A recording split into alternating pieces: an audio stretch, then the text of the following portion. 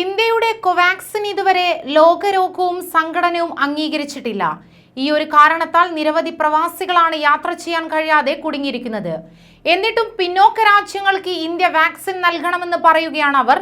ലോകത്തിലെ തന്നെ ഏറ്റവും വലിയ വാക്സിൻ ഹബ്ബ് ഇന്ത്യയിലാണ്. എന്നിട്ടും ഇന്ത്യയെ കോവാക്സിന്റെ കാര്യത്തിൽ തഴയുന്നത് പ്രവാസികളിൽ പലർക്കും അഹങ്കാരമായി തീർന്നിരിക്കുകയാണ്. നമസ്കാരം, പ്രവാസി മലയാളിയിലേക്ക് സ്വാഗതം.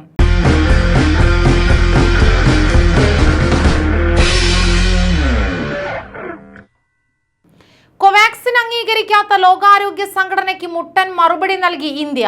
പിന്നോക്ക രാജ്യങ്ങൾക്ക് വാക്സിൻ നൽകുന്ന ലോകാരോഗ്യ സംഘടനയുടെ കോവാക്സ് പദ്ധതിയുമായി ഇന്ത്യ സഹകരിക്കില്ല എന്ന നിലപാടാണ് സ്വീകരിച്ചിരിക്കുന്നത്.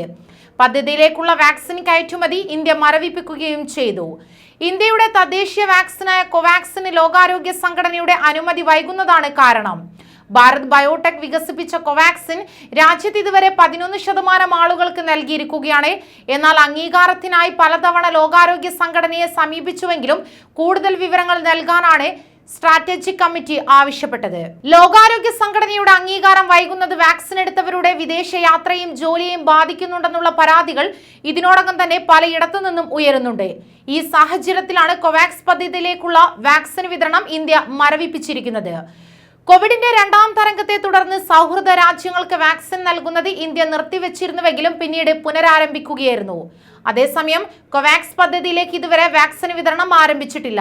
കോവാക്സിന് അനുമതി നൽകിയാൽ മാത്രം ഇക്കാര്യത്തിൽ തീരുമാനമെടുക്കാമെന്നാണ് ഇന്ത്യ നിലപാട് വ്യക്തമാക്കുന്നത്. കോവാക്സ് പദ്ധതിയിലേക്ക് 198 ലക്ഷം വാക്സിൻ ഡോസുകളാണ് ഇന്ത്യ ഇതുവരെ വിതരണം ചെയ്തിട്ടുള്ളത്. ഇന്ത്യ വാക്സിൻ വിതരണം അവസാനിപ്പിച്ചത് ആഫ്രിക്കൻ രാജ്യങ്ങളിലെ കുത്തിവെപ്പിനെ ബാധിച്ചേക്കുമെന്നുള്ള ആശങ്കയും ഉയരുന്നുണ്ട്. കൂടാതെ കോവാക്സിൻ അംഗീകാരം നൽകാനുള്ള ലോകാരോഗ്യ സംഘടനയുടെ സ്ട്രാറ്റജിക് കമ്മിറ്റി ചൊവ്വാഴ്ച വീണ്ടും യോഗം ചേരുന്നതാണ്. വാക്സിന്റെ സുരക്ഷ വിലയിരുത്തിയ ശേഷം മാത്രം അംഗീകാരം നൽകാനാകൂ എന്നാണ് സ്ട്രാറ്റജിക് കമ്മിറ്റിയുടെയും വിലയിരുത്തൽ. ഇന്ത്യയുടെ വാക്സിൻ അംഗീകരിക്കാതെ പിന്നോട്ടില്ലെന്ന് അധികൃതർ വ്യക്തമാക്കുകയും ചെയ്തു. കൂടുതൽ വാർത്തകൾക്കായി ഈ ചാനൽ സബ്സ്ക്രൈബ് ചെയ്യുക.